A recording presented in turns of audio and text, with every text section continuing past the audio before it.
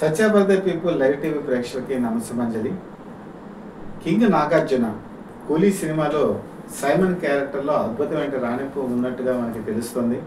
ఒక విధంగా చెప్పాలంటే సూపర్ స్టార్ రజనీకాంత్ అద్భుతమైన నటనకి ప్రతి నటన అంటే ప్రతి నాయకుడిగా ఆయన అద్భుతమైన రీతిలో ఈ సినిమాలో చేశారని చెప్పి మనకి టాక్ వినిపిస్తుంది. ఆగస్టు 14, 2025 సంవత్సరంలో ఈ సినిమా రిలీజ్ అవుతుంది.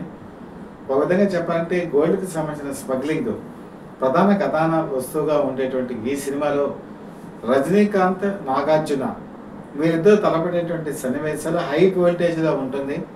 పాన్ వరల్డ్ స్థాయిలో విదేశాల్లో కూడా వీళ్ళిద్దరు నటన ఆకట్టుకుంటుందని చెప్పి చాలా మంది చెప్తున్నారు. అయితే నాగార్జున అసలు ఈ సినిమాల్లోకి ఎలా ప్రవేశించాడు, సినిమా రంగంలోకి ఆయన ఆశయం ఏంటి, ఎందుకు ప్రవేశించాల్సి వచ్చింది, ఇవన్నీ కూడా చాలా ఆసక్తికరంగా ఉంటాయి. ఎక్కడ కూడా ఈ వీడియోని స్కిప్ చేయకుండా మీరు చూడండి. గ్యాంగ్స్టర్ అని చెప్పి అనేటప్పటికీ నేటి సిద్ధార్థ అని ఒక సినిమా వచ్చిందండి, క్రాంతి కుమార్ డైరెక్షన్. ఆ సినిమా నేను చూశాను.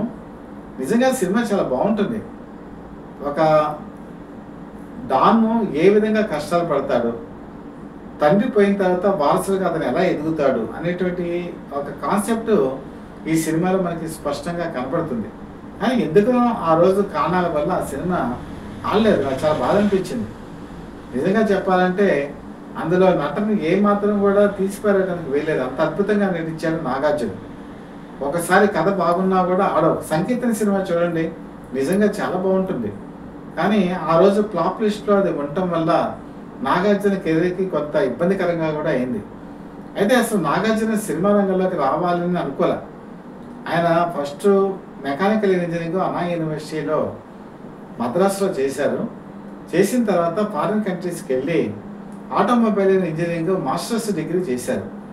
అప్పట్లో అక్కినేని నాగేశ్వరరావుకి ఐడియా ఏంటంటే ఒక ఆటోమొబైల్ ఇండస్ట్రీని వాళ్ళ అబ్బాయి చేత స్థాపింప చేయాలి, అది బాగా డెవలప్ అవ్వాలి అని చెప్పేసి ఆలోచనలో ఉండేవారు. పైగా ఆయనకు ఒక బాధ కూడా ఉండేది, తన తర్వాత వారసులు ఎవరూ లేరు. అక్కినేని వెంకట అమెరికాలో చదువుకొని వచ్చారు, అలాగే అక్కినేని నాగార్జున కూడా మంచి చదువుకొని ఉన్నారు.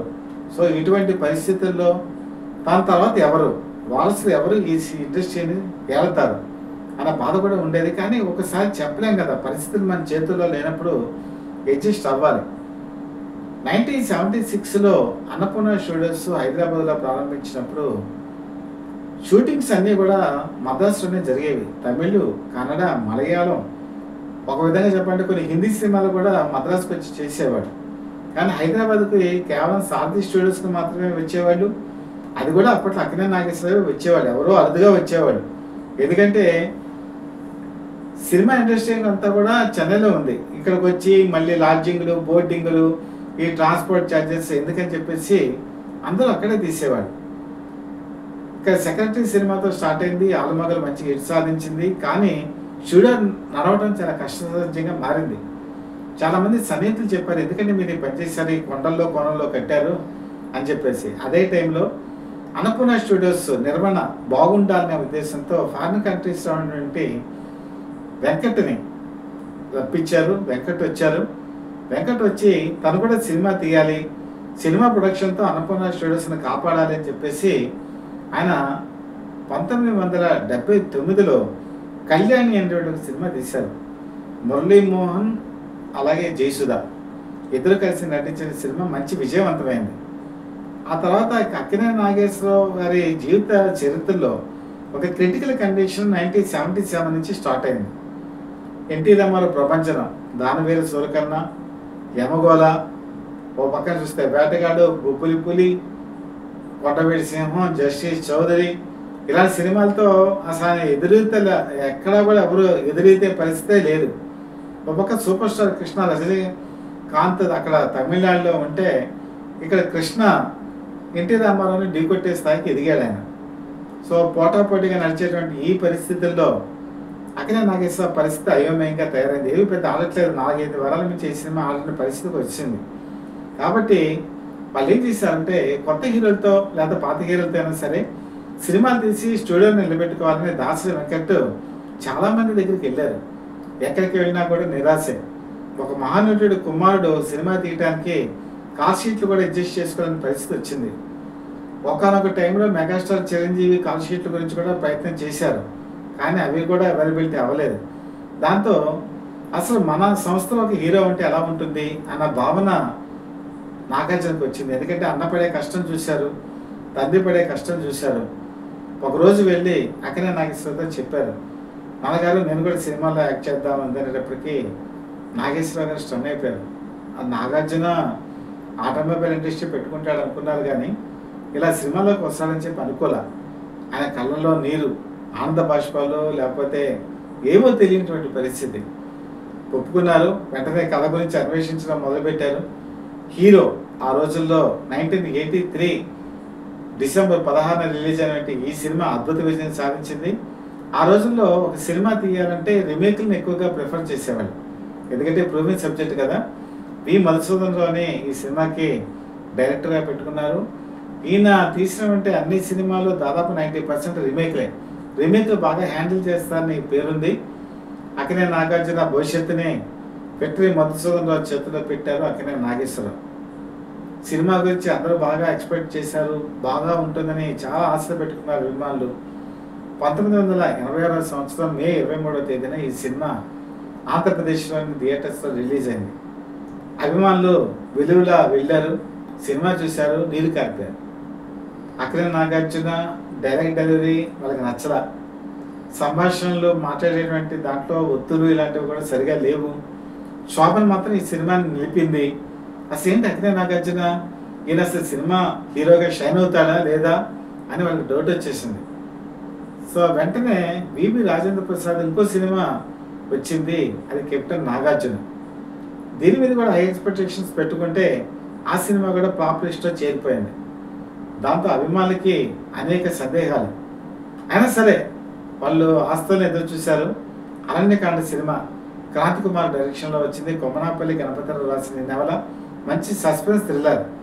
కానీ ఈ సినిమా కూడా మీకు బాక్సాఫీస్ వద్ద బోల్తా కొట్టింది. చాలామంది ఇండస్ట్రీలో గుసగుసలు మొదలుపెట్టారు. అక్కడే నాగార్జున హీరోగా పనికిరాడని, పండిత పుత్ర పరమ సొంట అని కొంతమంది వెక్కిరింతగా మాట్లాడటం, ఇలాంటివి చాలా విన్నా కూడా మౌనంగా భరించారు. ఎందుకంటే ఆయనకి తెలుసు తనకంటూ తనకు ఒక రోజు వస్తుందని. ఆ రోజు గురించే వెయిట్ చేయడం మొదలుపెట్టారు. తర్వాత నెక్స్ట్ ప్రాజెక్ట్ తనకు బాగా నమ్మినటువంటి డైరెక్టర్ దాసరి నారాయణరావుకి అప్పచెప్పారు అక్కడే నాగేశ్వరరావు. మజ్ను సినిమా ఒక ట్రాజడీ. ఆ ట్రాజడీని చాలా అత్యద్భుతంగా చేశాడు రజనీ హీరోయిన్గా, అలాగే నాగార్జున హీరోగా. ఈ సినిమా రిలీజ్ అయిన తర్వాత వసూళ్ళ వర్షం సునామీలాగా వచ్చింది. కానీ ఏదో వెళితే మాత్రం నాగార్జున వెంటాడింది. కారణం ఏంటంటే ఈ సినిమా చూసిన వాళ్ళందరూ కూడా అక్కినే నాగేశ్వరరావుతో పోల్చారు. అక్కినే నాగేశ్వరరావుకి ట్రాజడీ కింగ్గా పేరుంది. ఆయన కమర్షియల్ సినిమాల్లో కుటుంబ కథా చిత్రాలు చేశారు, కానీ యాక్షన్ సినిమాలు చేయలేరు. ఆ రూట్లో ఆయన వెళితే తండ్రి బాటలోనే వెళ్ళే తనయుడు కిందే అవుతారని వెక్కిరింతలు కూడా మొదలయ్యాయి. సో ఆ విజయంకి ఎంత కిక్ ఇవ్వలేదు. తర్వాత వచ్చిన సినిమా సంకేతన, గీతాకృష్ణ డైరెక్షన్లో వచ్చిన ఈ సినిమా చాలామంది చూసి ఇదేదో కేవిశ్వనాథ్ సినిమాలా ఉంది అని బ్రాండ్ వేసేటప్పటికీ మొత్తానికి ఆ కథ కూడా ప్రజలకి చేరువలేదు. మరొక ఫ్లాప్ ఎదురైంది. ఎదురవుతున్న సమయంలో నాగార్జున కూడా డౌట్ వచ్చేసింది, అసలు ఏంటి, నేను అసలు ముందుకి వెళ్ళగలనా, సినిమా నాకు సక్సెస్ అవుతాయా, కెరీర్ కంటిన్యూ అవుతుందా అన్న దశలో కలెక్టర్ గారు అబ్బాయి ఒక కొత్త ఉత్సాహాన్ని ఇచ్చింది. కమర్షియల్ సినిమాలు కూడా నాగార్జున ఫిట్ అవుతాడని చెప్పి చూపించిన చిత్రం బి గోపాల్ డైరెక్షన్లో వచ్చినటువంటి ఈ కలెక్టర్ గారు అబ్బాయి మంచి టానిక్ లాగానే పనిచేసింది. తన కెరీర్ని వదిలేసి అమెరికా వెళ్ళిపోదాం అనుకున్నటువంటి నాగార్జున సినిమా ఇండస్ట్రీలో ఉండటానికి ఒక ఊపిరినిచ్చింది అయితే కలెక్టర్ గారు అబ్బాయి. అదే టైంలో రామ్ గోపాల్ వర్మతో పరిచయం, రామ్ గోపాల్ వర్మ శివ అనే సినిమాని చెప్పడం, దానికి అక్కినేని వెంకట అక్కినేని నాగేశ్వరరావు కూడా ఆమోద ముద్ర వేయటం.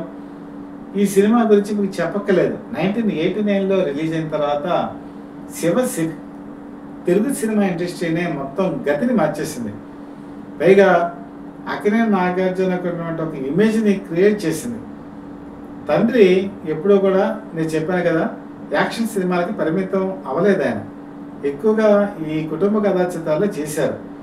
అది అంతా కూడా కృష్ణకి బాగా ఎన్టీ రామారావుకి వాళ్ళ ఖాతాలో ఉండేది. దాన్ని ఒడిసి పెట్టుకున్నాడు మరి నాగార్జున అద్భుతమైన రీతిలో పయనిస్తున్నటువంటి సమయంలో అక్కినేని వెంకట్ కూడా చాలా మార్గదర్శకంగా ఉన్నాడు.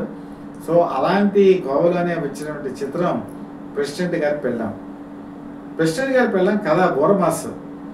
పైగా అక్కినేని నాగార్జునకి నచ్చలేదు. ఈ సినిమా వద్దు అనుకున్నాడు. అక్కినేని వెంకట్ దగ్గరికి వెళ్ళమని చెప్పాడు. ఆ రోజుల్లో ఏంటంటే అక్కినేని వెంకట్ ప్లస్లు ఏంటి మైనస్లు ఏంటి అన్నీ పరిశీలించేవాడు.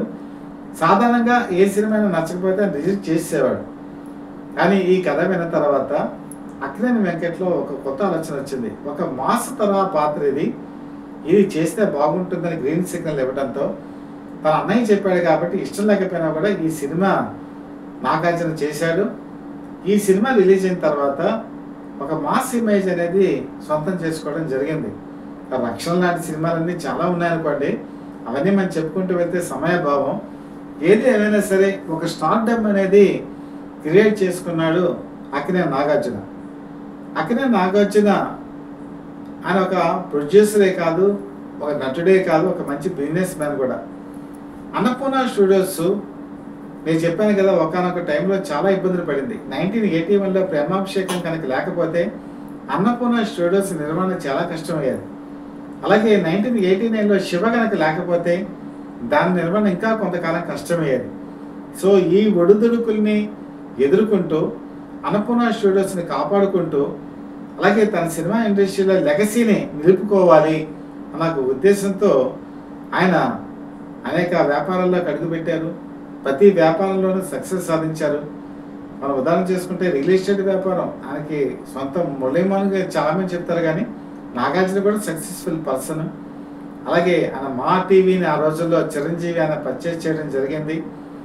పట్టిందల్లా బంగారం అయింది. తండ్రికి తగ్గ తనయుడు కాస్త తండ్రిని మించిన తనయుడు అనిపించుకున్నారు నాగార్జున చేసినటువంటి మరొక సాహసం అన్నమయ్య సినిమా. నేను చెప్పాను కదా, విప్రనారాయణ లాంటి సినిమాల్లో అక్కినేని నాగేశ్వరరావు నటన ఒక కొలబద్ద, ఒక డివోషనల్ పిక్చర్స్కి భక్తిని బతిగా కింద తెగిపోతే ఇప్పుడు మనకు తెలుసు కదా కన్నప్ప సినిమా కూడా ఎలాగైందో. కాబట్టి చాలామంది భయపడ్డారు. నాగార్జున ఏంటి, అతనికి బ్రహ్మాండమైన ఇమేజ్ ఉంది, లేడీ ఓరియంటెడ్ మూవీస్లో ఆయనకి ఎదురే లేదు, ఈ సినిమా చేస్తే చూస్తారా అని చెప్పేసి అందరూ డోటుపడిన తరుణంలో అన్నమయ్య లాస్ట్ 20 minutes కనుక చూస్తే కళ్ళమట్టి నీరు రాని వాళ్ళంటూ కూడా ఎవరూ లేరు. ఆ సినిమా భక్తి సినిమాలో పరాకాష్ఠకి తీసుకెళ్ళాడు. అదే అప్పుడు ఎన్టీ రామారావు, అక్కినేని నాగేశ్వరరావు, పాండక మహత్యం ఆయన చేశారు, విప్రనారాయణ ఈయన చేశారు. సో వీళ్ళ స్థాయికి తగ్గకుండా తీసినటువంటి ఈ సినిమాతో చాలా మంచి పేరు సంపాదించుకున్నారు నాగార్జున. చాలామంది క్రిటిక్స్ అప్పటి వరకు డౌట్ పడుతూ వచ్చారు, నాగార్జున నిజంగా నిలబడి చూపించగలదా అంటే నిజంగానే చూపించాడు. ఎందుకంటే విక్రమ్ సినిమా మే 23, 1986 రిలీజ్ అయింది. ఇప్పటికే 39 సంవత్సరాలు అయింది. ఈ 39 సంవత్సరాల్లో ఆయన ఒక టీనేజ్ బాయ్గా నటించాడు, ఒక గ్యాంగ్స్టర్గా నటించాడు, ఒక భక్తుడిగా నటించాడు, హలో బ్రదర్ లాంటి దాంట్లో కామెడీలో బాగా నటించాడు. ఇలాగా ఆయన చేసినటువంటి ప్రక్రియ, ఆయన చేపట్టిన ప్రక్రియ అంటూ కూడా ఏమీ లేదు. సినిమా ఇండస్ట్రీలో ఒక నూతన వరవడికి దారితీసింది మాత్రం ఖచ్చితంగా నాగార్జునే. ఇప్పుడు మీరు కనుక చూస్తే కిల్లర్ సినిమా ఫాజిల్ అనేటువంటి ఒక డైరెక్టర్ని ప్రోత్సహించాడు, మలయాళం నుంచి వచ్చాడు ఆయన. ఆ సినిమా కూడా టేకింగ్ చాలా బాగుంటుంది. అలాగే కొత్త దర్శకుడికి అవకాశం ఇచ్చింది కూడా నాగార్జునే. ఈరోజు రామ్ గోపాల్ వర్మ ఈ స్థాయిలో ఉన్నారంటే ఆ రోజు అతని మీద పెట్టిన నమ్మకం శివ సినిమా, అంతం లాంటి సినిమాల్లో కూడా చాలా అద్భుతమైన నటన ప్రదర్శించాడు. కాబట్టి నాగార్జున తను అనుకోకుండా వచ్చాడు సినిమా రంగంలోకి. తను రాలేదు. తండ్రి చాలా బాధపడుతున్నారు ఒక సినిమా తీయటానికి, మనమే ఒక హీరోగా డెవలప్ అయితే ఎందుకు మనం అన్నపూర్ణ స్టూడియోస్ని నిలబెట్టుకోలేము అని చెప్పేసి ఒక సదుద్దేశంతో వచ్చి తన నటనని పెంచుకొని స్కిల్స్ని డెవలప్ చేసుకొని ఈరోజు యువతకి ఆదర్శప్రాయుడు అయ్యాడు నాగార్జున నుంచి మరో తెలుసుకోవాల్సిన అంశం ఏంటంటే, చిన్నప్పుడు ఆయన చదువుకునే రోజుల్లో కూడా సింప్లిసిటీ. స్కూల్కి వెళ్ళాలంటే స్కూల్ బస్సులో వెళ్ళేవాడు. ఆయన లగ్జరీ కార్స్ వాడే స్థాయి ఉన్నా కూడా ఆయన ఎప్పుడు కూడా అటు సైడ్ పోలేదు. నాగేశ్వరరావు గారు కూడా ప్రోత్సహించలేదు. తర్వాత చదువుకున్నటువంటి విషయాల్లో చదువు తప్ప వేరేది పట్టించుకోలేదు. సినిమా షూటింగ్లని, అక్కడికి వెళ్ళాలని, అలాంటి వాటికి చాలా దూరంగా, సినిమా ప్రపంచానికి చాలా దూరంగా ఉండేవాడు అక్కినేని నాగార్జున. ఫారిన్ కంట్రీస్లో కూడా మంచి ఎడ్యుకేషన్ చేసి రామానాయుడు వాళ్ళ కూతుర్ని మ్యారేజ్ చేసుకొని, అక్కడ కూడా ఒక స్ట్రగుల్ ఉందండి.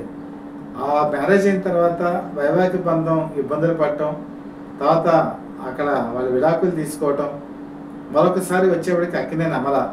ఈ అక్కినేని అమల మ్యారేజ్ చేసుకున్న సందర్భంలోనే చాలా తీవ్రమైన ఫ్లాపులను ఎదుర్కొన్నాడు ఆయన. భయంకరమైనటువంటి ఫ్లాపులు. అలాంటి ఫ్లాపులు ఎదుర్కొన్నప్పుడు కూడా ఆయన మనోనిబ్బరంతో ఉన్నాడు. గీతాంజలి లాంటి సినిమా చాలా బరువైన పాత్ర, చాలా ఎంగేజ్గానే చేశాడు ఆయన. కాబట్టి ఆయన కష్టాలు, కన్నీళ్ళు, ఒక విధంగా డబ్బులకి గోల్డెన్ స్పూన్తో పుట్టినా అది ఫేస్ చేయాల్సి వచ్చింది. ఆ ఫేస్ చేసి ఒక్కొక్క క్రమం దాటుకొని ఈరోజు ఈ స్థాయికి వచ్చాడు ఆయన. మరొకసారి చెప్పవలసిన విషయం ఏంటంటే, మనిషి ఎప్పుడూ కూడా టాలెంట్ని ఇంప్రూవ్ చేసుకుంటూ పైకి రావాలి. తండ్రి వారసత్వంగా కొన్ని వస్తాయి, కానీ అన్నీ రావు. ఒక సినిమా హిట్ అయితే మరొక సినిమా మన టాలెంట్ వల్లే హిట్ అవ్వాలి. కాబట్టి టాలెంట్ లేని వాడు సినిమా ఇండస్ట్రీలో ఎవరూ నిలబడలేరు. కాబట్టి తనకి తాను ఇనిషియల్గా అక్కినేని నాగేశ్వరరావు ప్రోత్సాహం ఇచ్చిన, విమర్శకులు ఇతనే హీరోగా పనికొస్తాడని చెప్పి అన్నా, అలాగే అతని డైలాగ్ డెలివరీని చాలామంది వెక్కిరించిన, మీరు చూడండి, ఒక రామదాసులో కానీ, ఒక అన్నమయ్యలో కానీ, లేకపోతే మిగతా సినిమాలు కానీ చూసుకుంటే శివలో కానీ చాలా డైలాగులు తక్కువగా ఉంటాయి, పంచి డైలాగులు. మరి ఈరోజు డైలాగ్ మోడ్యులేషన్ ఆయన ఏ స్థాయికి చేరాడు. కుబేరా లాంటి సినిమాలకు వచ్చేప్పటికి ఆయనలో మెచ్యూరిటీ వచ్చింది. ఒక హీరో అనేవాడే హీరో కాదు, హీరోగా ఉండే క్యారెక్టర్లు కూడా చాలా ఉన్నాయి అని తెలుసుకొని ఈరోజు ఒక మంచి పాత్రలు తీసుకు ఆయన ఎదుగుతున్నాడు. కొన్ని నాకు తెలిసి అలాంటి పాత్రలు చేయడం చాలా అవసరం కూడా. ఇలాంటి హీరోస్ విభిన్న తరహా పాత్రలు చేస్తే సినిమా రంజింప చేయగలుగుతాం. ముఖ్యంగా తెలుగు సినిమా ఇండస్ట్రీకి విలన్స్ కొరత బాగా ఎక్కువగా ఉంది. సో విలన్గా నటించిన, ప్రతినాయకుడిగా నటించిన దమ్ము, కెపాసిటీ ఉన్నవాళ్ళే చేయగలరు. ఆ కెపాసిటీ అక్కినేని నాగార్జునకు ఉంది. రాబోయేటువంటి ఆగస్టు 14న సూపర్ స్టార్ రజనీకాంత్కి ధీటుగా మరి శివలో నటించినటువంటి తన పెర్ఫార్మెన్స్ని మరొకసారి చూపించబోతున్నాడా. గోల్డ్ స్మగ్లింగ్ తన క్యారెక్టర్లో అనేక కోణాలు ఆవిష్కరింప చేయబోతున్నాడా. ఇవన్నీ కూడా చాలా ఆసక్తికరంగా ఉంటాయి. ఆగస్టు 14 వరకు కూడా మనం కూడా వెయిట్ చేద్దాం. కూలీ ఎలాంటి ప్రపంచనాలు సృష్టిస్తుందో అలాంటి ప్రపంచనాలు సృష్టించాలనే మనం కోరుకుందాం.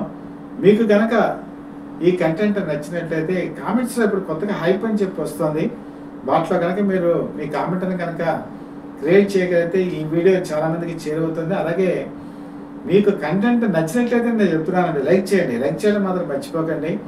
అలాగే బెల్ ఐకాన్ ప్రెస్ చేసి సబ్స్క్రైబ్ చేసుకోండి. మీరు ఒక్కొక్కరు చేసే ఒక్కొక్క సబ్స్క్రిప్షన్ మాకు చాలా అమూల్యమైందండి, ఒక ఎంకరేజ్మెంట్ ఇస్తుంది. అలాగే భవిష్యత్తులో కూడా మరొక ఆసక్తికర విషయాలు మేము ముందుస్తానని చెప్పి మనస్ఫూర్తిగా తెలుసుకుంటూ, మీ మిత్రుడు శ్రేయోభిలాషి, Satya for the people live TV chief editor DVSS Krishnaprasad.